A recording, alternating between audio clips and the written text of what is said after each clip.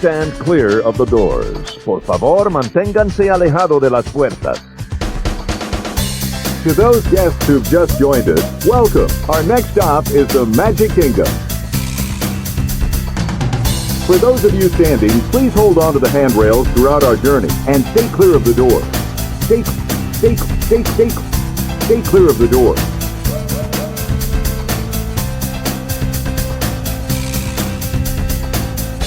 Ladies and gentlemen, we are approaching our station at the entrance to Main Street, USA.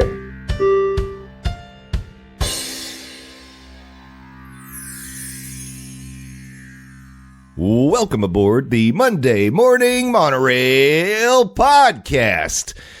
This is Justin Monorail, and I am grateful I made it through that without coughing. Today is Monday, April the 14th, 2025, and this is episode number 247 of the Monday Morning Monorail podcast. And it's true, ladies and gentlemen, I have a sore throat, so I'm doing my best over here. We've got cough medicine employed. We were using lozenges of different types. And I'm going to do my best not to hack anything up while we record. That is the Justin Monorail promise. And to keep me honest, to keep me on track, before we get into all the exciting Walt Disney World news, I got to welcome in my co-host. We shall begin with the one that is wearing the Halloween Horror Nights shirt. She already knows I've been itching for Halloween Horror Nights, and I feel like this is just twisting the knife. Stephers, did you just wear the Halloween Horror Nights shirt just to rub it in my face that we're still like so far away from Halloween Horror Nights? I actually did. Well, I half did. I was grabbing a t-shirt this morning, and then I could have decided to not wear this shirt. And I was like, he just mentioned it. I'm going to just... I know. That was me twisting the knife. Yeah, that was me twisting the knife. Well, I appreciate that. Welcome back to the Monorail Stephers, and welcome back after our big event and the big vacation. Oh, yeah. Mm-hmm. Yeah. Mm-hmm. How you doing? Have you recovered? No, I'm still tired. I'm still tired, and I'm a woman, so I'm dealing with that, so I'm more tired, and then I'm tired, man. I hear you. Well, I'm glad to have you back, and I'm also glad to have the next man back, the one who just executed the most epic event for a fundraiser that's ever been attempted on Living with the Land. It's Landon the Doz Doane. Landon, welcome back to the Monorail.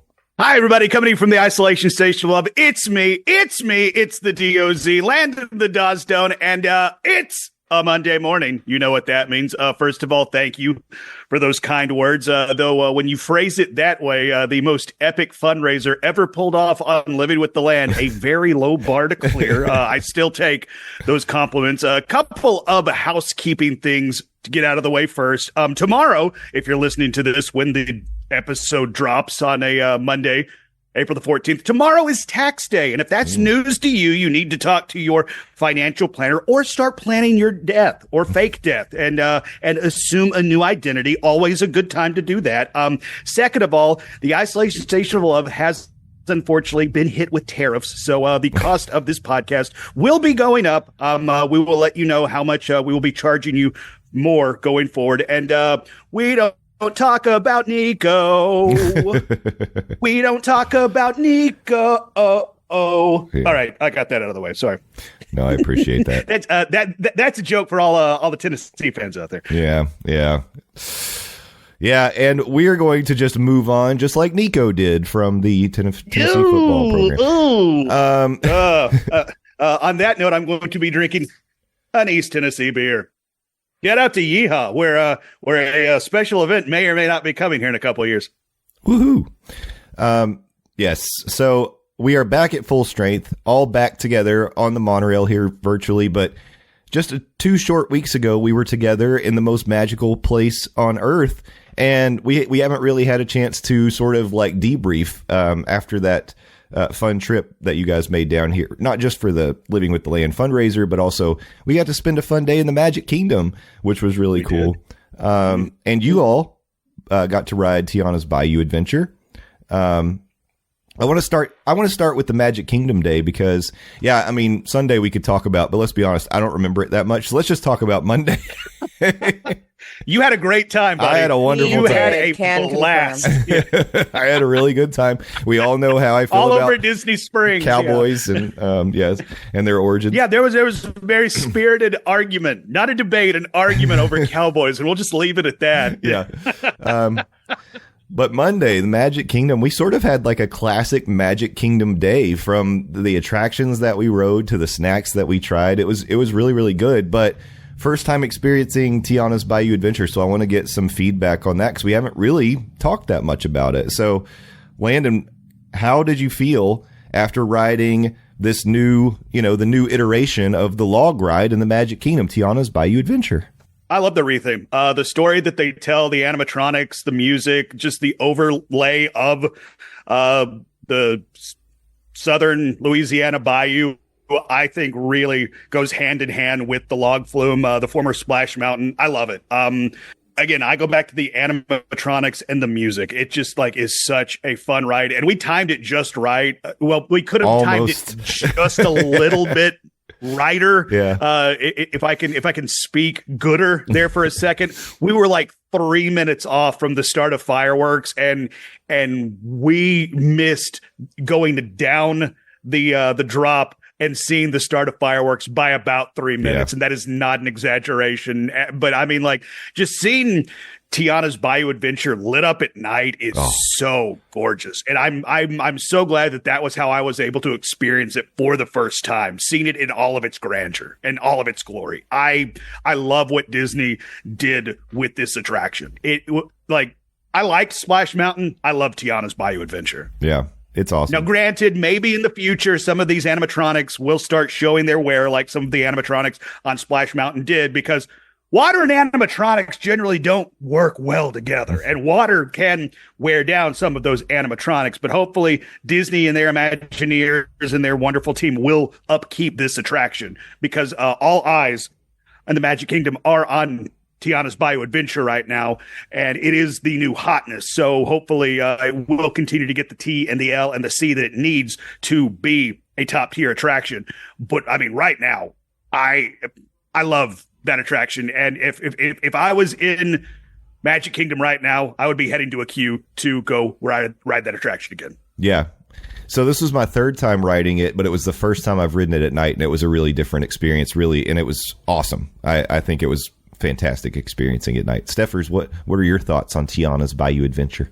I think every ride is better at night, first and foremost. I rode it twice. Fun fact, I rode it twice in one day. I would absolutely not wait an hour and a half to ride that ride. Mm-hmm.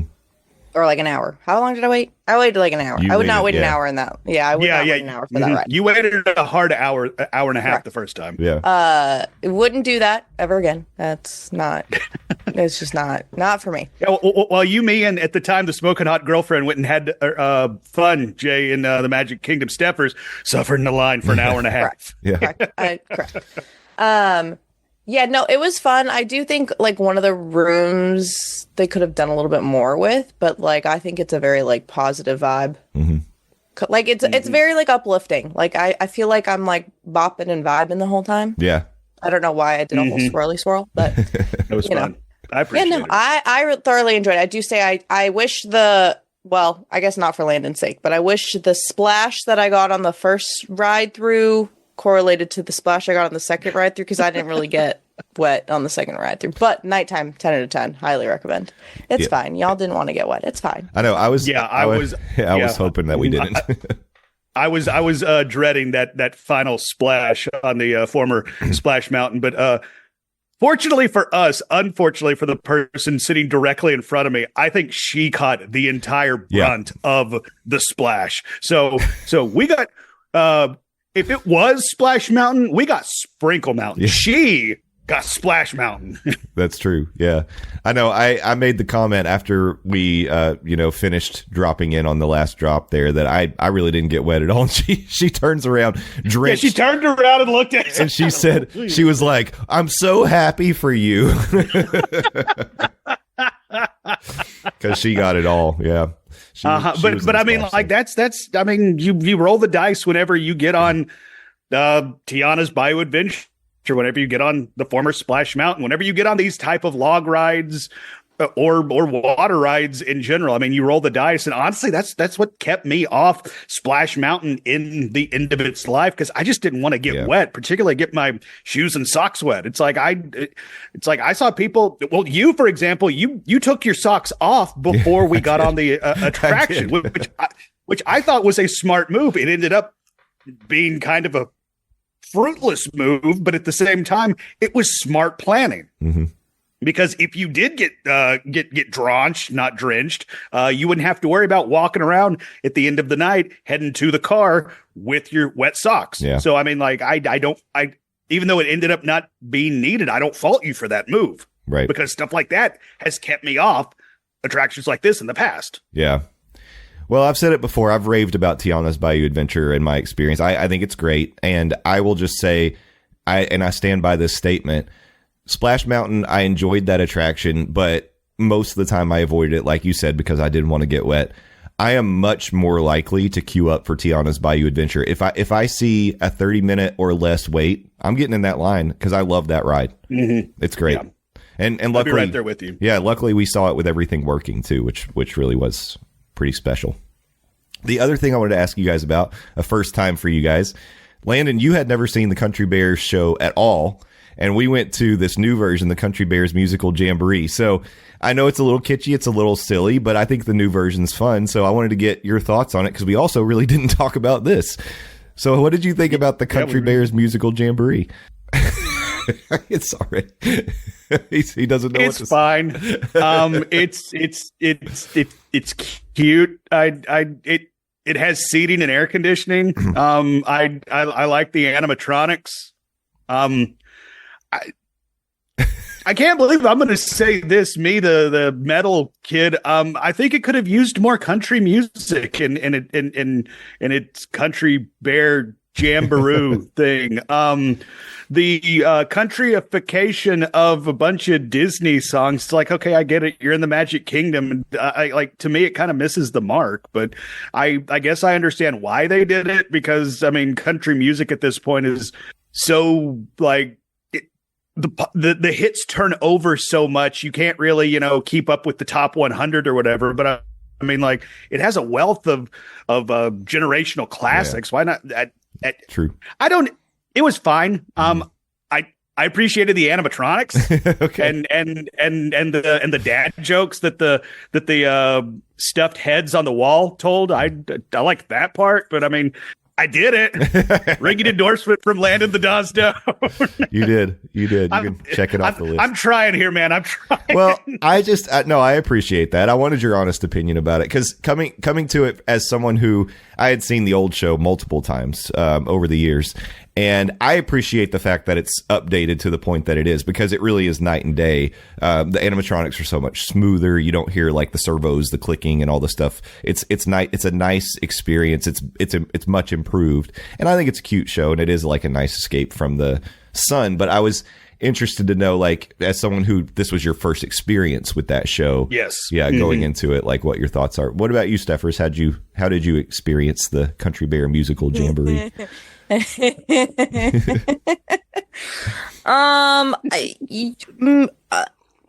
Okay, I'm not insulting us, right? Let me preface this with, I'm not insulting us.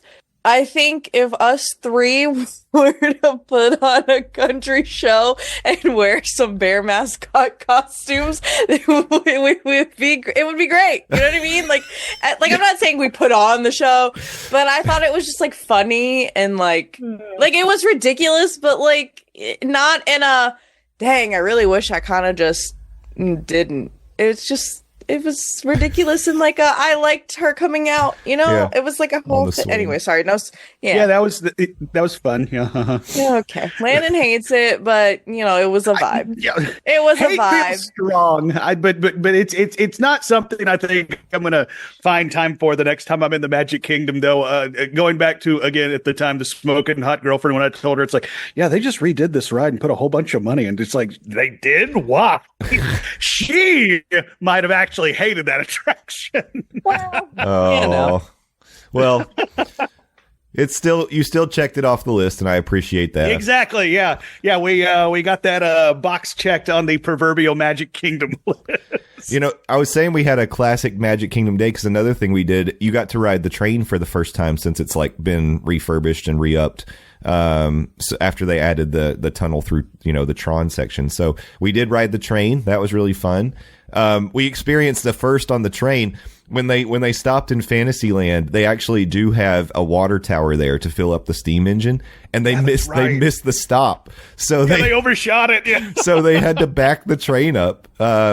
They actually were like, it's kind of funny because this is comparable to us saying like, oh, I love getting the unique experience of being on a ride, it breaking down and getting walked off. That's like such a Disney nerd thing to do. I've never been on the train when they've had to back it up because they missed a stop. So that was a first for me. It wasn't far, but it was really funny. I mean, yeah, they had to throw the train in reverse and they inched it back. Yeah. And it was literal inches that they overshot it by. It was really good. Was there any other first we checked off for either of you that day? I was trying to think back. I feel like there was something else.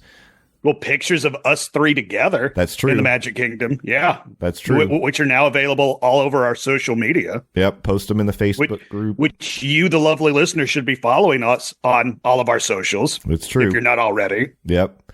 Yeah, those are good. I feel like we could have taken more, but we got some good pictures. We were having fun in the Magic Kingdom, man. We were having a great time. It was a great day. It was a really good day. Yeah. Yeah, we met up at, actually, our meeting point was Cosmic Rays. We sat down which for is so lunch appropriate. at Which is so Cosmic Rays. Oh, wait. That's another first. I don't think I've eaten at Cosmic Rays, but I will say I had the salad there for the first time, and yeah. it was very good. The Greek salad, yeah. Yeah, a lot of rave reviews for the Greek salad. Yeah, It was really good. Not by me. I'm a burger and fries boy, but the smoking hot girlfriend loved the Greek salad. Dude. And the chicken tendies too. Chicken tendies. High marks. All the things that we ate over the course of, listen, I needed a palate cleanser, sir. We needed some veggies. Yeah. Yeah. You needed something green in your diet that wasn't a green food diet. Yeah. Correct. So the Greek salad, I've always raved about it. You can add chicken to it if you want, but I did not get the protein added to mine this time. The other thing we got was the truffle fries, which I've told you all I really liked. Oh yeah, they are very good. For a quick service like version Thumbs of up. truffle fries. I think they nail it really. Mm-hmm. Yeah. Mm-hmm. So very good stuff. Not good stuff at Cosmic Rays. Theme Park Rob losing his sunglasses. yeah, Sorry, Rob. That yeah, was while y'all were on Space Mountain, because your boy over here, his body doesn't do Space Mountain anymore. We went and backtracked and retraced our steps. Unfortunately, no sunglasses were to be found. yeah. That's really unfortunate. That's like a bummer. We're having like such a nice time, and then Rob loses his sunglasses. Womp womp. But I mean, he said he was going to fill out a lost and found form. We need to find out if he heard anything. But unfortunately, because those lost and found forms, they do turn up stuff. Jay, you can speak to that. I mean, they found your daggone magic band. I know. Yeah, your daggone magic band. They did. So it does work. I mean, if you ever lose something in any of the parks or Disney Springs, you can use the app and fill out a lost and found form in the My Disney Experience app. And like Landon said, I can testify that it does work, because I lost my Illuminations Farewell Magic Band in Epcot. Filled out a form. Somehow they ended it. I don't know if maybe Disney Springs is like a centralized location for where they bring the lost and found stuff. I guess that would make sense. That way people don't have to go to a park to get it. But it ended up in Disney Springs. I will say I discovered in what turned out to be a fruitless expedition for Rob's sunglasses, certain places like Cosmic Rays has its own lost and found locations. So it might have a central hub in Disney Springs, but definitely double check and backtrack if you think, or if you know you lost something at a specific location, they might have a lost and found location before it heads back to the main hub. Yeah, that's true. Yeah, if you catch it early enough, you might be able to just go back. Exactly, to the point of losing the item for sure. Okay. Anything else we wanted to say about Monday? We're going to do an episode where we do a review of the Skipper Canteen, because we had our dinner there. So just a preview for what's ahead. There will be a review episode of Skipper Canteen coming out. And also another first time for Landon and I, we ate at Trattoria Al Forno on that Friday, and we've got a lot to say about that. So we'll review that as well. Coming Stephers, soon. where were you? What day was that? She was back Friday. in North Carolina that day. Oh, I was back in North Carolina. Can confirm. Aw, we were having fun. Stephers doesn't have enough Disney dollary dues to Disney dollary do it. Oh, Well, I wait, but there was don't a either. first. Wait, we also can, well, I guess you've already eaten there, but the Edison, I've never eaten there. I'll just throw in my 2 cents. Yeah, so, well, we can move on to Tuesday. There we go. Yep. Yeah, we can talk about the Edison. Yeah, so Tuesday. Tuesday was the big day. It was Landon's 40th birthday, April 1st, 2025. We did the big Living with the Landon event. Landon rope dropped, not just rope dropped. You went during early park entry and you hightailed it to the land pavilion. So you were there from 8:30 and then we shut it down till 9 p.m. Yep. All in the land pavilion. Yeah. I was on the first boat that left the dock. For some reason, first boat didn't leave until like 8:40. But I was in line waiting for the first boat to come through. But my Harry Batukas was on the first boat that left the dock that day, and we shut that gum down at 9 p.m. and we got 22 rides in, or rather, I got 22 rides in on Living with the Land. Though your 19 was nothing to sneeze at, my friend. And I have to give you credit because I gave you every opportunity to be like, dude, if you want to sit this one out, or dude, if you want to go walk around the World Showcase, or if you want to go do literally anything else in Epcot, I understand. I am the only one that is tied myself to Living with the Land for April 1st, 2025. Feel free to do so. Yeah, but you like me, you and Stephers, we say we are bad boys. We ride together. We die together. We literally, you and me, we rode together. Yeah. April 1st, 2025. So I have to tip my proverbial cap, which at one point turned from a Cubs hat to a captain's hat. I have to tip that cap to you. Yeah. Yeah, that was incredible, man. I just got to say, like, well, hats off to you for 22 rides. And, you know, we got some, like, different information throughout the day. Like, at one point, we had a cast member riding Living with the Land with us, and she said that she thought the most consecutive rides on Living with the Land was 16. But then later, we were told by a cast member they thought the most in a day was 21, I think. 21, yeah. So you legitimately made 22. We documented all of them. So if that is a record, they better put your picture up at the Living with the Land. I still got the official app on the phone with 22 on it. I have not uninstalled it from my home screen, where every time we left the dock, I would click it. 22. I know it's like, if you're watching us on YouTube, you can see it. But if you're listening to it, you just have to trust me. I did the damn thing 22 times. You did. Unbelievable, because, man, I still have PTSD. I know. I can still see the attraction when I close my eyes. Well, like I said, so in the episode last week, I was talking about how I feel like I was convinced going in that the voiceover, the monologue, was just going to be stuck in my head forever. But what I found I was doing on the attraction, we would get on it, we were chatting and stuff, having a good time, but I would almost like disassociate. Like I wasn't even listening to it. I wasn't looking at anything. I was just like, okay, here we are. There were a couple times like I would put my head sort of in my hands and just kind of rest a little bit, like on the ride.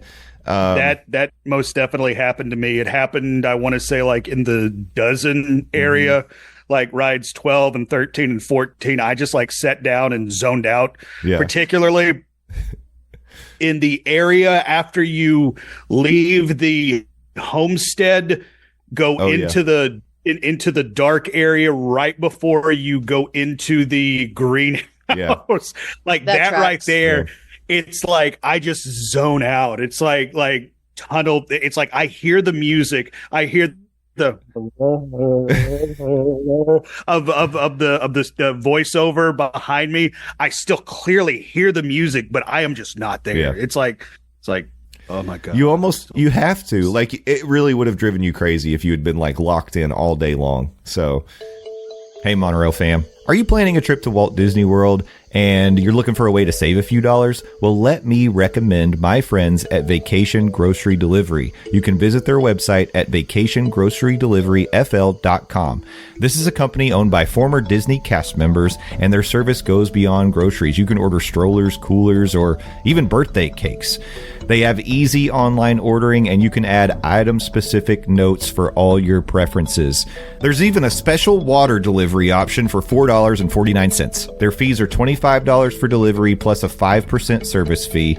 A $20 activation fee applies but is refunded after you make your payment. Use the promo code DIZMornings for $5 off any grocery order or $10 off any 2 items on the Magical Extras.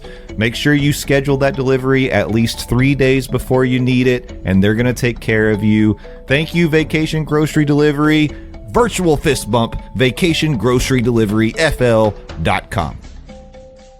Anyway. There was only one part I was locked in. Let me tell you, I didn't even ride as much as y'all did, but the one part that because you went and had fun in Epcot. Listen. I done did it. Listen, the one part I locked in at is at the end where it says, and now we are all living with the... But now I will also let you know, I will never call this ride Living with the Land. I always will end up doing Living with the Landon. Yeah. Like I think as everybody should. I am now the owner of Living with the Land. Let's just go ahead and get that on record. I am the captain of Living with the Land. Any like a non-cast member owner of Living with the Land, that is Landon freaking Doane, y'all. I will not argue that. Like, you are literally the captain now. Yes, they gave me a certificate. I got a dope captain hat out of it. Yeah, which is something we didn't even know happened on that ride. I'm still not sure that is a thing that happened. They're just like, okay, we got to do something for this poor guy. That was incredible. Because I'm going to be honest, if you don't know what we're talking about, it was like after ride 16 or 17, and I literally told Theme Park Rob, it's like, okay, after we get off this ride, I really got to go to the bathroom. Yeah. I am making a beeline to the restroom because I had to go before we got on the attraction, and that is a 15-minute attraction. So your boy was doing the pee dance, if we're being honest. But so right as we're getting off, the cast members have been like they know us by this point. We're several hours into the Living with the Landon fundraiser because we're all wearing our merch. They've seen my ugly mug all damn day through several lineup changes. And so we've talked several times. I guess it was the team leader or whatever says, hey, we got something for you. Stand by real quick. It's like, this is either going to be really good or really bad. I was worried, to be honest. I didn't know what was happening. I didn't know what was going to, it's like, okay, well, how was the fundraiser? It was great right up until we got kicked off the ride. But they then come back and present me with a certificate that says I'm the captain of the day. It's dated and it's from the Living with the Land team, and on the back it's a message from Mickey, Chip and Dale, and Pluto thanking me for spending my birthday with them at Epcot and thanking me for spreading magic and doing what I'm doing a fundraiser, and they give me a captain hat. Yep. And at that point, it's like, all right, I am back on board. We are going to do this thing. We are going to finish strong. And like I needed that. I really needed that pick me up. I know it sounds cheesy. I know it sounds corny, but at that point, I'm a 40-year-old man. That made me feel so damn good in that moment. Yeah. That really was the boost we needed to get to the end. I kept thinking to myself, if we get past, because our goal was 20. And I was like, our goal was 20. I was like, if we get past 15, I feel like it's going to be smooth sailing because it's just we're going to click those last ones off. Plus, by the time we got in, like it was 6 o'clock, I guess, around that time, there was no line anymore. So we were able to quickly. That helped because up until 6, the waits were much higher than I at least was expecting. Yeah. I mean, at one point it was like the wait for Soarin', 10 minutes, the wait for Living with the Land, 30 minutes. Yeah. It's like, what upside down universe are we living in right now? Right. Yeah. So that threw a wrench in it. But man, we cranked out a lot of rides in the last couple of hours, and we were able to get you to the 22 mark, which again is a great achievement. But maybe not the best achievement of the night. Now, I did sort of like... Hold on. Before we get to that, I want to thank... I mentioned the cast members in that instance. They were great in that instance, but the cast members from rope drop to, I guess, rope close, they were all phenomenal that day. And I want to take that, I gave the entire Living with the Land team a cast compliment on the Disney or the My Disney Experience app. They were incredible that day. They helped us out in a couple other instances. I don't know if we want to put that publicly and how rather they did that, but they were incredible. They really cheered on what we were doing. It seemed like they cared about what they were doing, and just if you happen to be one of those cast members who were working that fateful day, April 1st, 2025, on Living with the Land, thank you so much. You helped me get over that finish line in a couple instances. So thank you. Disney cast members are the magic that makes Disney go, and what we experienced on April 1st, 2025 in the Land Pavilion in the queue for Living with the Land was a prime example of that. Y'all killed it that day. Thank you. Yeah, absolutely. As we always say. And I also had a killer team too. Jay, Stephers, Theme Park Rob, Cocktail Bob, the Smoking Hot Girlfriend, Alice, May. I feel like I know I'm forgetting people. Who else? I could not have done this by myself. Y'all kept me sane. Y'all kept me from throwing myself into the water in a couple points during those 22 rides. You, the lovely listener who don't, $7,500 for Second Harvest Food Bank of East Tennessee's Food for Kids program. And I'm still getting donations. The website's still up. Go get your merchandise. Go make a donation to Second Harvest Food Bank of East Tennessee in the name of Living with the Land. I know you said you wouldn't have to hear me shill for it again in a couple episodes. I lied. I will lie for money, y'all. I work in radio. That's what I do for a living. But thank you. I don't know if I told y'all this. When I set out and had this idea, I guess at this point, 18 months ago, when I started planning this in my head, if I made $1,000 doing this, I would have been happy. Mm-hmm. The fact that I made $7,500 and that number is still growing. Yep. Yes, because if I keep talking about it, I'm going to cry. And I don't want to do that on a YouTube video. But I'm blown away. From the bottom of my heart, thank you. I said y'all are the best podcasting fans in the business, and I said I'm putting your money where my mouth is, and y'all stepped up huge. Thank you. Yeah, thank you also. Thank you. Absolutely. Best birthday gift I could ask for. Well, maybe second best birthday gift I could ask for. Now, Jay, you can talk about what happened at the end. Well, I was just going to say, I did spoil this last week. I sort of casually dropped it, and we had some people commenting in the Facebook group. Wait a minute, did I just hear something? So, Landon, you capped off that night in the Land Pavilion with transitioning to a new chapter for both you and the Smoking Hot Girlfriend. So... this was something that was also like a long time planning, but why don't you just share that I think a new title was earned that night. Yeah, it was.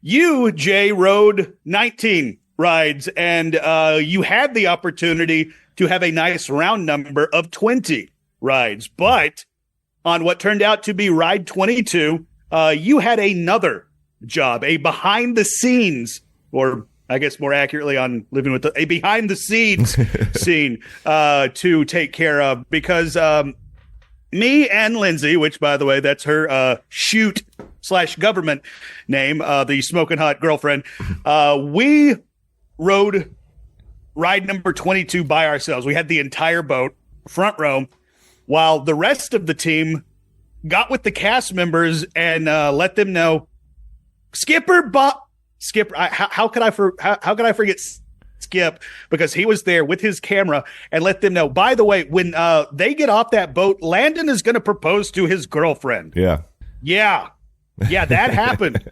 And so y'all coordinated it was during ride 21. Me, you, and Skip were talking logistics. We were going through the final game plan, planning out where it was going to go down, because Skip has an eye for photography. He is a phenomenal photographer.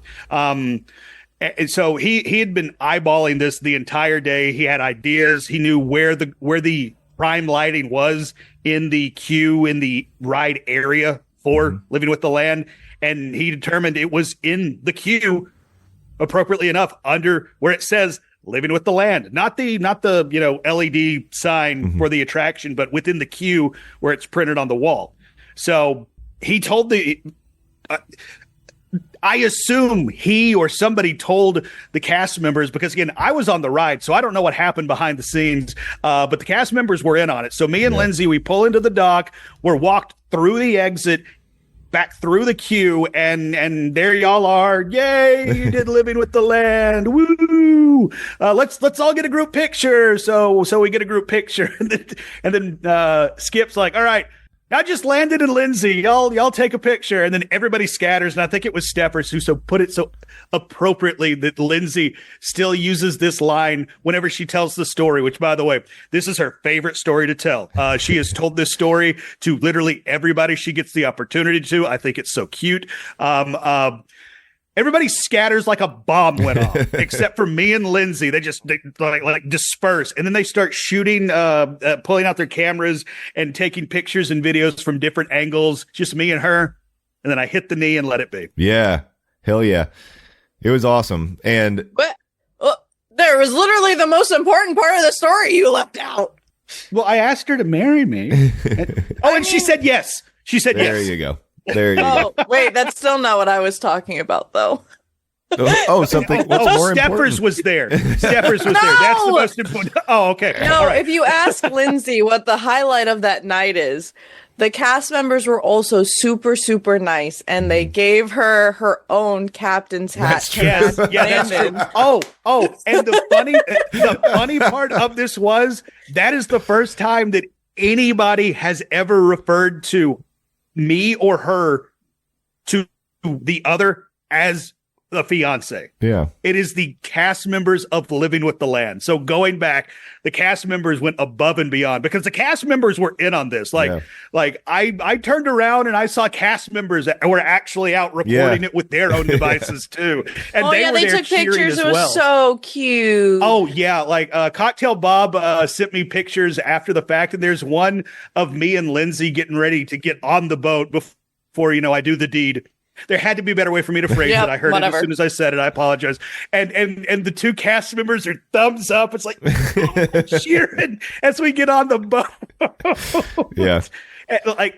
Yeah, that is definitely going to make the wedding montage. I don't know the terminology. I don't know any of this stuff. I'm learning a lot. Also, did you know that fiance is spelled two different ways? Yes. I didn't. Apparently, I am fiance with one E. Correct. Lindsay is fiance with two E's. Yeah. Correct. Yeah. Correct. Who knew? Language is weird. It is weird, man. But yeah, Tuesday, April 1st, 2025. What a day to remember for several reasons. yeah, big congratulations on both things. Three things. You turned 40. You rode Living with the Land 22 times, and you became a fiance with one E. Yay! All right. Yeah. I'll with one E. And again, Lindsay's told this story to and we had we're celebrating our engagement buttons, and every cast member had to ask. And apparently I did a good job on the proposal, so good job by me, buddy. Good job. But apparently Living with the Land is a very not proposed at attraction, I'm finding out, so it's unique. Yeah. So if you want to think outside the box, don't be basic and do Cinderella. I thought you were going to say, don't do Living with the Land. Yeah. Don't do Living with the Land. That is my territory. I will come for you. I am the captain now. Oh, hear me out. All right, wait. Top tier proposal. When it comes back, let me preface this with when it comes back. Astra Orbiter, right? At night, when the fireworks are going off and you're in the same ship thingy. Yeah, in the same bride vehicle. Please note, I don't know if I've been on Astra Orbiter. If I have it, I was like a wee little whatever. Wee lass. Yeah, that's what I was gonna say. And then you're going around, and then you time it perfectly to a fireworks thing, and then you're in the sky. It's like a whole thing. You're in the sky. There's fireworks going off, and where you go, you can't drop the ring because it'll just go in the ship. Unless you're going this way, but that's hope silly. it goes Don't do in the that. ship. Listen, just go here like this. It's like pretend you're on a knee, right? Hey, but like hey, do honey, it like look at low this. key. Anyway, that's your top tier proposal, but you have to wait till Astro over it. And it'll have a new paint job or something. I don't know. They're whatever. So like it'll look cleaner. I feel Whatever. like this is it's a good idea, but the degree of difficulty is high. Yeah. You are definitely going to have to roll high on your skill check on that one. Also, I apologize if you have actually proposed in front of Cinderella Castle. I did not mean to insult you or call you basic. I'm sure it was a lovely event, very magical for you and yours. It's just it might be played out. That's all I'm saying. If it makes it to a Disney commercial that plays during the Super Bowl, I feel like it may have reached. Just saying. But Mazel Tov and congratulations. Well, either way, congratulations. And Mazel Tov and congratulations to me. That's right. Well. Oh my God. Now I have to start saving for a wedding. These things are expensive, guys. It's true. Who knew that this like this costs money? Oh man. Yeah, Stephers could have told you. I had two. The moose out front could have told you. Well, I'm just looking to get the one, Stephers. What was it like, BOGO when you did please it? No. Please note the two were to the same person. Please, I just want to preface. I feel like that. I said that to a friend the other day, and my other friend was like, "Just to let you know, it was to the same guy." And I'm like, "What? What?" And then I realized that I guess married twice. You definitely did. Yeah. I'm glad you clarified, but because you loved your dude that much, you wanted to marry him twice. Mm-hmm. Oh well, Lindsay's gonna be really pissed when I tell this story. Well, when we got back to the room that night, maybe don't tell the story. Oh no, it's great. I've already started. She ripped a huge fart, and I told her it's like it was so good that I wish I could have proposed again. I'm gonna kill you. Oh, it's okay. She doesn't listen to this podcast. Wow. Okay. So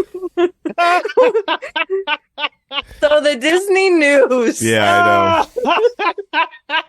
know. Holy moly, that was good. Oh, I really hope this is the episode she starts listening because I'm going to get an angry text. I'm going to text her and say, "Hey, Landon told the story of the proposal on the podcast. Thanks, you bud. might want to listen." Yeah, future best man Justin Monorail over here just throwing me under the bus. Part of my duties. No, it was her duty.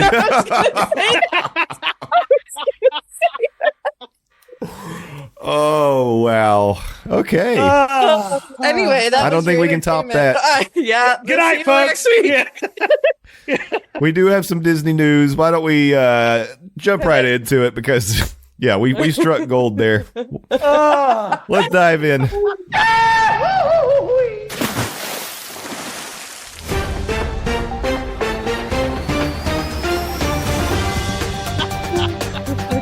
That's right, friends, family, and dreamers. We're back with the headlines from the Walt Disney World Resort. We've just got a few today, and we'll click through them so we're not extra long on the episode today. But a couple things.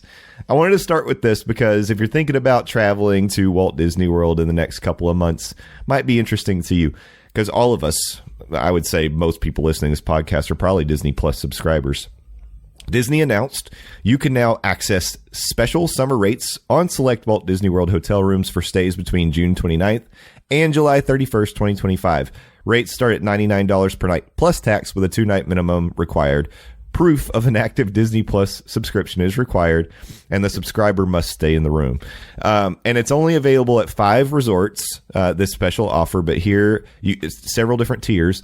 Starting with All-Star Sports, you can get a standard room for $99 a night during that June 29th to July 31st timeframe.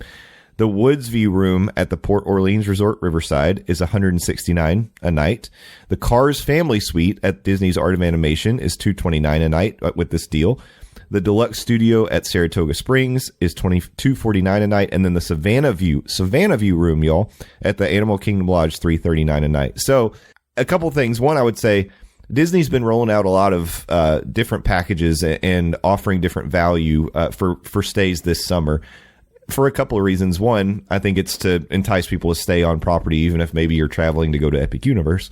But the other is because travel is somewhat down. I can tell you, being in the industry, looking ahead in the summer, Disney's trying to pull out some stops because they're trying to generate some business and get people booking to, make that snap decision. Oh, we can get a $99 a night room at the All-Star Resort. Why don't we go spend a weekend at Disney there in the month of July? So it's just an interesting thing, and maybe it indicates that, it's going to be hot. Stephers is shaking her head. That's why I'm shaking my head. I'm just like, there's a reason why. Like, don't get me wrong, the parks are great, but like, I've gone. Well, number one, I'm originally from Florida, but like I've gone good too at $99 a night. But yeah. Even for the Animal Kingdom Lodge, that's a great price. But like, if I were to book that, I would be doing water parks mostly. Yeah. I think. Like I walked around Epcot. I think during it wasn't even like peak summer, and I overheated. Yeah. But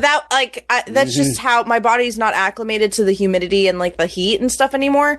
So it just if you decide to take part in this deal, please stay hydrated, bring a portable fan, and take lots of AC breaks.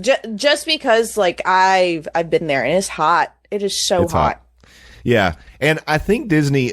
Part of it is Disney has trained people to travel at different times. It used to be that the summer was like the absolute busiest time at Walt Disney World, and then nobody would go like after Labor Day, and you'd have the holidays, people would come back, but then January, February, people don't go.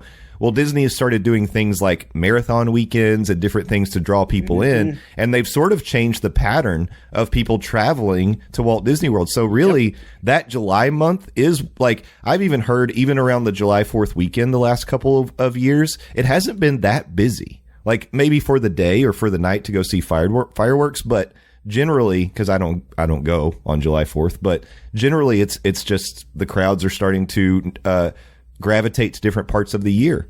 Very, very interesting. So Disney rolls out things like these special deals and free dining. The other thing I was going to say that supports this theory about people not really booking and traveling this summer, we're talking with our friend Nate, our teammate at Diz Mornings, and he was saying, Universal rolled out this pass holder preview for Epic Universe coming up this month, but then they opened it up to Universal Visa card holders. They opened it up to people who are staying at Universal. It's not just a pass holder preview anymore. Plus you have to pay for it. But he's like, this is all because they're not seeing the kind of numbers they thought they would on ticket sales. So they're trying to like boost those numbers up a little bit. So it's something to keep an eye on. I think there's a lot of things we talked about before. The economy is sort of volatile right now, and people are a little bit worried about recession. The other thing is we're sort of ticking off some of our international friends who might want to travel to the United States. And I've heard that people. They're even putting tariffs on the isolation station of love. Yeah, I know. Islands of penguins. But I have heard like firsthand, because I work in hospitality. Some of the like Canadian travelers and Canadian groups are like, well, maybe we just don't go to Florida or go to the U.S. right now. So it's happening, and it's impacting the resorts. So anyway, interesting to keep an eye on. That's so crazy. I know this is a Disney podcast, but let's just shoot straight. I know y'all have been seeing what people have been putting on social, what Universal has been putting on social. Epic looks, epic for the lack of a better term. And it stuns me that to hear that Universal isn't seeing the response when it comes to ticket sales and hotel stays that they were expecting for a brand new theme park that looks this good. Yeah. But that speaks to the state of the economy right now. It's the uncertainty of the market right now. And just international sentiment about the U.S. Yeah. So, anyways, something to keep an eye on. At least we got the Gulf of America, guys. we know it's World Showcase Lagoon. Let's be honest. That's what we're calling it. So, anyways, I just think it's something to watch. There may be more deals that roll out as the summer goes along, but make sure you keep your eye if you're planning on traveling, and go to dismornings.com. Because both Stephers and Nate will help you plan your next vacation to Walt Disney World or Universal if you fill out a little form on our website. So, and I will be hitting up that form and talking to Stephers or Nate, not this year, but maybe next year, because me, the Smoking Hot fiance, and the ambassador, her daughter, are looking to go to Epic next year. So nice. Yeah. Yeah, I've got a date coming up. So I did fold. I was going to, after I found out Epic was going to charge for the pass holder preview days, I was like, I'm not doing that. Why would I pay for a pass holder preview? So I text Cocktail Bob and he's like, yeah, I'm in the queue. And I was like, there it is. Yep. Okay. Listen. I don't necessarily agree having pass holders spend money on a preview. However, your pass does not include Epic yet. It's true. And you get to go before. Like, I like how they're doing like a staggered situation. Like, I'm not going to say that opening day is not going to be absolutely insane. Yeah. But I like that they're giving like an option to kind of go before the huge big blowout crowds. Like and they're also, I think this is a great way for the team members to kind of get. Oh yeah. It's technical rehearsal is what it's they great. exactly. Yeah, I think it's do I like that they're charging? Not necessarily, but I also can understand like your pass does not include this yet. Yeah. So why not? Fair. And it happens to be, so we're both Cocktail Bob and I got our tickets for Friday, April 25th. Whatever. So April 25th. All right. So you're what, 2 weeks out at this point? Yeah. You lucky son of a gum. Yeah, so we'll be going. But technically, it's next Friday, not this coming Friday, but next Friday, because they're listening to this Monday, so not That's this true. coming Friday. Yeah. Worry about faking your debt so you don't have to pay your taxes tomorrow, and then you can live vicariously through Justin Monorail next Friday. I have a question because I'm no longer a pass holder. Are you able? Do you have to be a pass holder in order to get the ticket? Like, if I. Like, you can't buy me a ticket for me to go with you, is, correct. I guess, my question. Okay. You would have had to be a pass holder, and we would have to be connected in the app. Okay, that's what I thought. I was just making sure. So, because... was Stephers trying to figure out if she could swing another trip down to I'm not going to say that that's what I was thinking, but low-key, that I'm only like 8-ish hours drive, well, right? Yeah. It's funny. I got some points. You know, there you go. Oh, right, yeah. It's funny I say that, but then, like, you know, like I said, after they opened it up for pass holders, then they opened it up for guests staying at the Universal Resort, and then Visa card. Or the Visa. Yeah. Stephers, get a credit card. What could possibly go wrong? I don't need another credit card, but I will say, Justin, if you maybe, like, I'll pay for Helios if it's available during when you're going. I'm just saying. And she's doing the stretch, too. Yeah, big old stretch. Yep. Oh, yeah. Oh, sorry. Actually, no, I don't want to go because you all messed up and you're going the day it closes at 6. I need nighttime. I need nighttime. For some reason at 6. What's the age? I know. For some reason, every other day during the preview period, it closes at 9, but on that Friday, it closes at 6, and that's the day we picked. We didn't know. That's some poor planning by y'all. I know. Luckily, we've got another day in the chamber at the end of May. Oh, there it is. Yeah. Yeah. Oh, no, you're going to have to go back to the new park on a second day. I know, Zoe. They're a bunch of ding-dongs, aren't they? Yeah. I'm excited. I mean, I know for sure that, you know, and they tell you during the preview period, I'm just calling it soft opening because it's not really an AP preview anymore, but that not everything's going to be operating most likely. So I'm sure I'm hearing reports what Ministry of Magic is kind of not working. It is working. It's just not fully go yet. But people have ridden it. And it sounds great. I believe the term is rooting it. People have ridden it. Yeah. Okay. All right. Anyways, this is not Across the Universal with Stephers. Yeah, I'm sure y'all have one of those in the chamber because I mean it's not like they open a theme park all that often, but it feels like y'all have a lot of content to talk about. Actually, but I have this thing to talk about. Yes. If you love bourbon, if you love steak, and you hate Don Shula, boy, do I have a dining experience to tell you about because Bourbon Steak by Michael Mina is replacing Shula's at Walt Disney World's Dolphin this summer. A new dining experience is on its way to Walt Disney World Swan and Dolphin. The resort has announced that Bourbon Steak by Michael Mina will open its doors this summer, replacing Shula's Steakhouse at the Dolphin Hotel. This marks the 10th location of the acclaimed Bourbon Steak brand and the 3rd in Florida. It also brings another high-profile name to the Swan and Dolphin's extensive lineup of restaurants and lounges, now totaling 23. Chef Michael Mina, a James Beard Award winner and founder of the Mina Group, is known for elevating the classic American steakhouse. The menu at the new Bourbon Steak location will focus on high-end cuts of beef and seafood prepared using modern techniques with global influences and using strong emphasis on products, technique, and presentation. Chef Mina said that the partnership makes sense because the Swan and Dolphin's strong culinary program and commitment to quality, and goes on to say each bourbon steak is uniquely designed to represent the environment that it's in, saying that he is adding that he looks forward to working with the location and the local team to the Orlando restaurant. If you are a fan of Don Shula and his steakhouses. By the way, Don Shula was an old school Miami Dolphins football coach.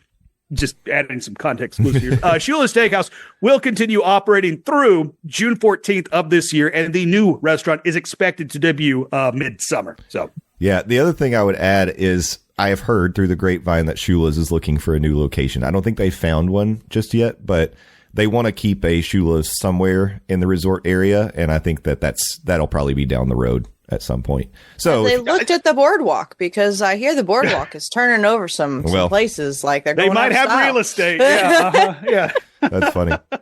Yeah, I mean, so there are people that love Shula's. There's people that have been going there forever. I want to give a shout out to Drunk Stormtrooper. I think he's like the norm of Shula's Steakhouse. He walks in, everybody knows him. But like, for sure, there are people who are going to miss it. So just, if you want one last steak, one last French onion soup, whatever it is you want to get from Shula's, make sure you get there before June 14th. Yeah, you got about 2 months with this with the date this podcast is dropping. Well, and it's like, I'm glad you said that, because I was literally about to ask, in the year 2025, does the name Shula still have any brand recognition? Does it still have any grip? But apparently, to what you're saying, it does. I think it's people who have been going there. It's like a nostalgia thing, because I will tell you, what you're saying could be why that restaurant is turning over in the Dolphin. You might be onto something there, is what I'm telling you. It is appropriate that Shula's rather was in the Dolphin, because exactly, he coached the Dolphins. I know. Let me tell you, I just got that as you were saying that. All right, good talk. Good talk. All right, we got there. We got there.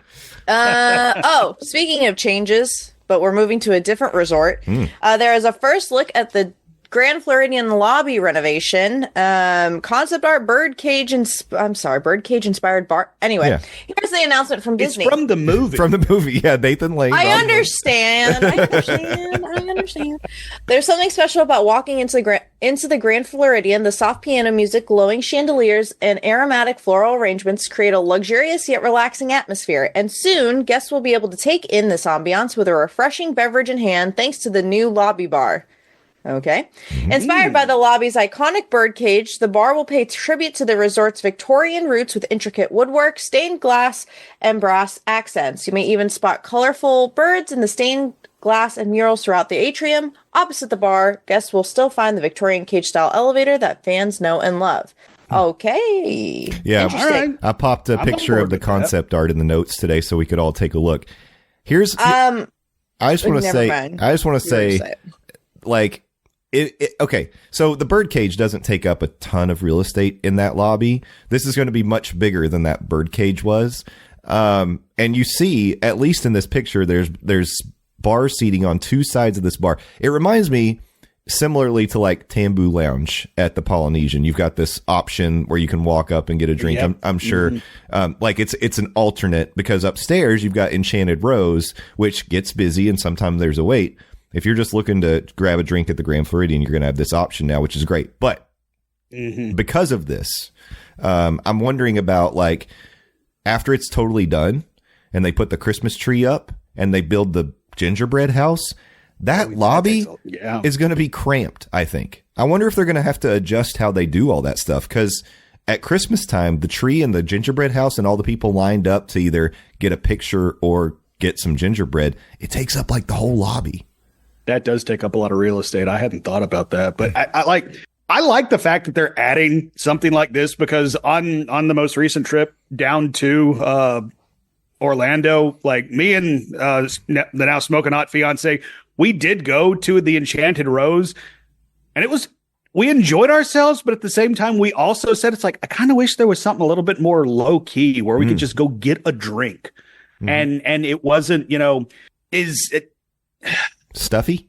Yes, thank you. That is the exact term that I was looking for, as the Enchanted Rose. Like, and I feel like this, what they're proposing with the birdcage bar, like in just in the lobby, like this is the exact answer of the question that we were asking, because it's like maybe there is something like that at the Grand Flow, but it's like I honestly feel like anytime I just walk into the Grand Flow, it's like, am I allowed to be here? I sometimes feel that way too, because it's so also, nice. It's way too nice. It's like, do they know that I'm some simple hillbilly from East Tennessee? It's like, yeah, I got my shoes on, but it's like past that, it's like I am way too low class to be here. And by the way, fun fact: if you have your photo pass option, there are some fun pictures you can take in the Grand Flow if you get off at the monorail stop. So just look for those. Those are great. Me and Lindsay got some killer pictures on our last trip. But it's like I'm really looking forward to what this turns into. If it looks half like what the concept art looks like, I think this is going to knock it out of the park. But to your point, particularly when the tree goes up, particularly when the gingerbread house goes up. I mean, even the Easter eggs, which those were awesome to look at this year. Those bring in some foot traffic. The lobby could be getting cramped with a bar and stuff like that. It's true. That is true. So it does say work is expected to begin, today, if you're listening to the podcast when it drops, April 14th. And it does say that the popular Grand Floridian Gingerbread House will not be available this year. So make your plans now, y'all. I wonder if they'll try to set that up somewhere else. You know, last year they did a Gingerbread Cinderella Castle in the Contemporary. And that was the first time they'd done that. I just wonder if they'll shift it somewhere else. Add something somewhere or move that one to another location, because it's it's extremely popular. People make a point to go see that big gingerbread house. I mean, it's like a lot of people, like, again, going back to my most recent trip, we built in a resort hopping day, and when they have the gingerbread houses up, people build in resort hopping days just to go see those gingerbread houses, and the Grand Flow is one of the main events. Yeah. If you haven't done it, by the way, I'd also plug the Beach Club. Go check out the Beach Club, because they have a gingerbread carousel and it's so cool. Like a working, you don't get to ride it, but it does rotate. Well, I mean, you can ride it. You will then be trespassed from Disney property. It's true. So, cause and effect, y'all. So something to think about this year. We'll have to, more to come, I would say. I'm sure we'll find out, if there will be a version of the gingerbread house and where that might end up. They should just put it outside at Disney Springs. I'm sure that would be fine. Oh yeah. The Florida weather will be great on it. It's cool. It's cool. They could do, I wonder if I don't think they currently do a gingerbread display at the Animal Kingdom Lodge. They could do something there. Anyway, that's a little out of the way. You can't really. Yeah, AK. Well, it's appropriate that the AK Lodge is very offset from everything else, because the AK itself is also very offset from everything else on property. It's true. It's on its own little island over there. All right, so we got one more thing to talk about, and I really only wanted to bring this up just because this was a question that Stephers set up the last time that we recorded together, and I just wanted us to have a little chat about it because I think it's a fun topic. So last week, Disney shared a new look at the headliner villains coming to the Hollywood Studios show Unfairly Ever After, and it was just posters. It's artwork of the three characters. It's Captain Hook, Maleficent, and Cruella de Vil. So Previously on the Monday Morning Monorail podcast, Stephers said, what three villains would you pick to host a show like this? And because it's odd, it feels odd, these three. I mean, Maleficent, you can't get much bigger or more evil than Maleficent. I guess it makes sense. Captain Hook, I don't know. Cruella de Vil, it just feels like an odd selection. So that being the case, I just wanted to open that up to the group here, the panel. Are there three villains that you feel like if you were designing a show like this, that would be ideal to host an Unfairly Ever After stage show? Did I not already I think I gave my answer, though, already. You threw some out, but you could say it again or change your mind. Okay. I don't know if I'm going to completely match what I said, so I'll just go first because I was thinking about this and I was like, did I say these already? Mother Gothel, Hades, and I think this is mostly influenced by Disney overall, but like I feel like they really capitalize on Maleficent, so I think she has to be one. Yeah. But upon reflection, you know who else would be really good? Dr. Facilier. Dr. Facilier, Mother Gothel, and Hades. I think that collectively, like, you could make a cool situation. Yeah. Those are good picks. That's a strong trio right there. Yeah, I think before you might have said Ursula as one of yours. I think you said Ursula. Maybe I said Ursula. Back. One of us did. I think you said Ursula. Yeah, I think you said Ursula. I'm putting words in your mouth, Stephers, and I was going to give you credit for it. No. That was your... Or she's putting words in your mouth. Somebody's putting something in somebody's mouth. Let's save that for the OnlyFans, guys. Well, let's just say at some point someone said Ursula. I think that would be a strong contender as well. All the attitude and glam of Ursula. Agree. Very true. Yeah, that would be a strong choice. Yeah. What are your thoughts, Landon? Obviously, Mater. No. Before I answer with mine, would we like to open this up to the lovely listeners and maybe make this a question of the week? Yeah, we can do that. We can put it in the Discord. Yes, I have used my podcasting powers to throw it to you, the lovely listeners. So for me, I do think Stephers makes a good point, and Jay, I mean, you said it very appropriately. Maleficent is the big Disney evil, so you kind of have to have her in this show. But I'm going to take her out of the equation because it feels like the basic answer. I'm going to go Hades, like Stephers. I'm going to go Gaston in my 2 spot, and then I'm going to cheat a little bit on my 3rd answer. I'm going to go the Sanderson sisters from Hocus Pocus. I'm going to get 3 and 1 because they are baddies. People love them, and also you can get some Three Stooges stuff going on as well. I mean, we've already seen them perform and host shows around Halloween. They have their own stage show in the Not So Scary ticketed after event. So those characters can carry stuff like that. So I think that those characters would be very well versed to be quote unquote hosts for the Unfairly Ever After show with, Gaston, with Hades, who I think would be your main event guy, particularly if he can lean into the way that James Woods played the character of Hades, because like love him or hate him, James Woods killed it as Hades. He owned and made that role. He very easily could have been a throwaway Disney villain, but the way that James Woods portrayed Hades made him an iconic Disney character. Yeah, but, I mean, those would be my selection. I think those are good. Yeah, and just to be silly about it, I was thinking if you expand out like the traditional thinking of the, from the Disney animated classics and whatnot, I'd throw Darth Vader in there. I would like to. Yeah. Okay. I'd like to also submit the Queen Xenomorph from Alien. She could get in there. The person that named unobtainium in Avatar, because everybody hates that ass. Yep. What else would be good? You could bring in some of the characters from Dick Tracy, because that was going to be. Nobody remembers that, Jay. That was going to be something way too deep of a cut. Mumbles could be part of the show.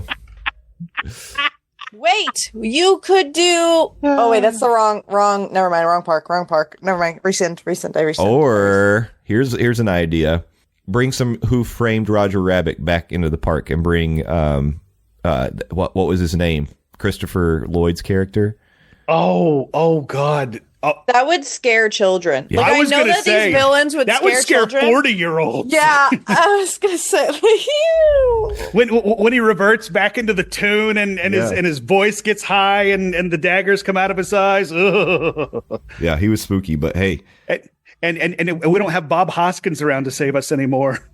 His name was Judge Doom. How did I forget Judge Doom? Pretty on the nose. Yeah, but anyways.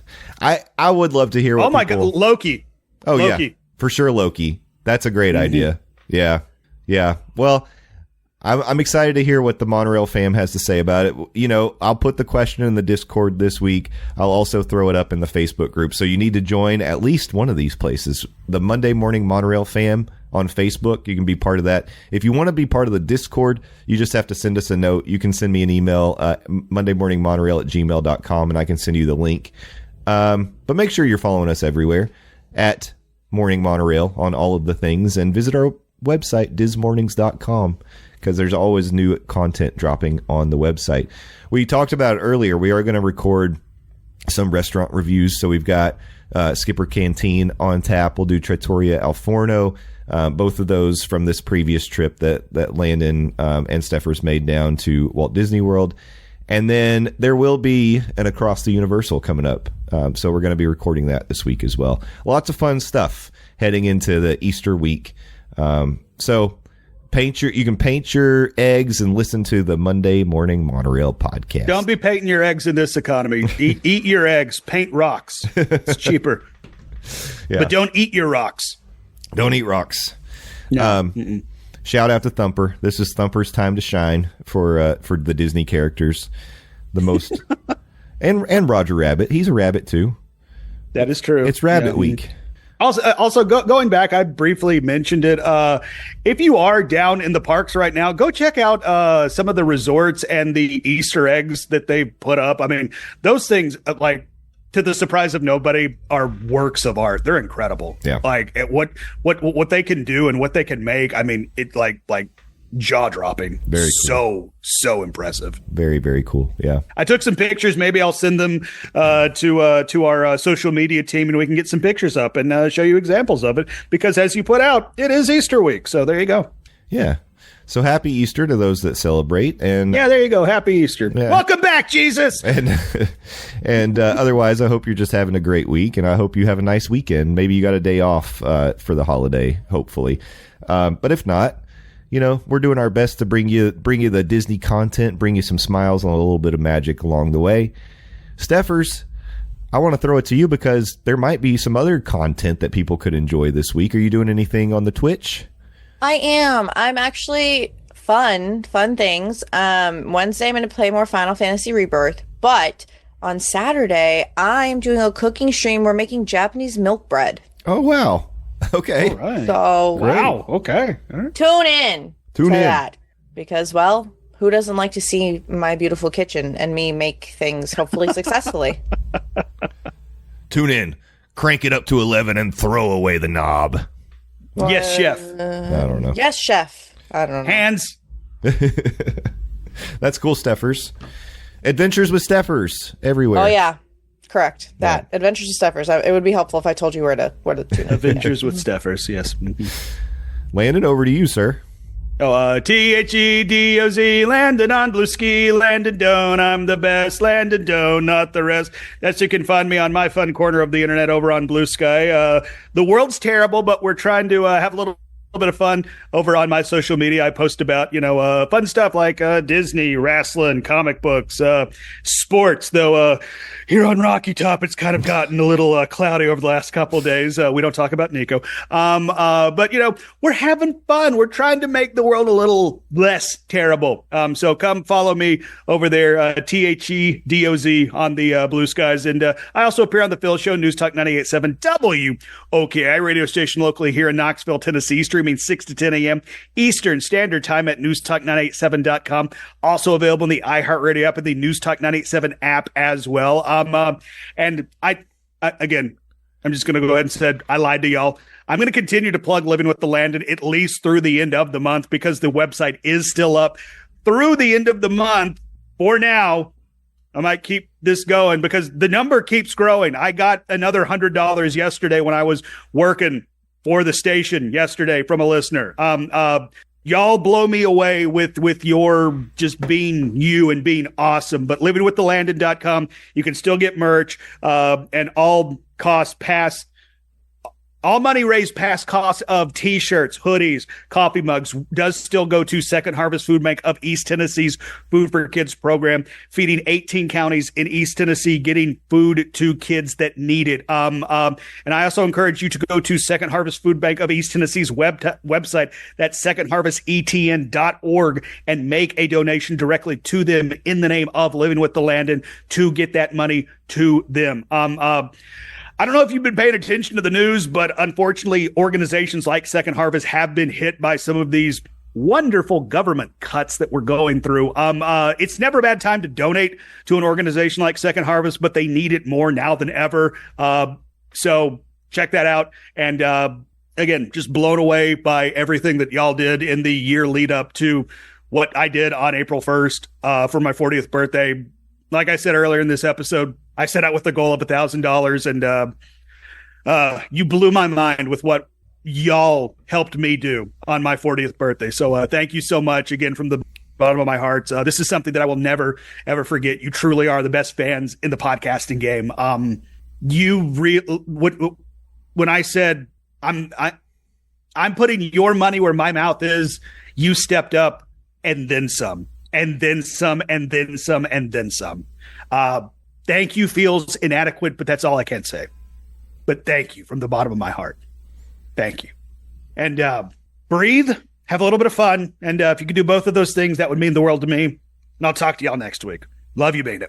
And we love all of you so much. Thank you for listening to another episode of the Monday Morning Monorail Podcast. Next week, we will be dropping an episode on Monday. It's going to be a restaurant review, and we will be talking about the Skipper Canteen and our fun evening there. That was a really nice night. Hope you look forward to that. And otherwise, just take care of yourself. Have a good week. Have a good weekend. And, if we don't talk to you, we'll see you here right back in this same spot next Monday morning. Until then, I'll ask you to thank a team member, thank a cast member, thank a rabbit. It's the week of the rabbits. Be excellent to each other and party on, dudes. We'll see you next time. Bye-bye. Okay, bye-bye.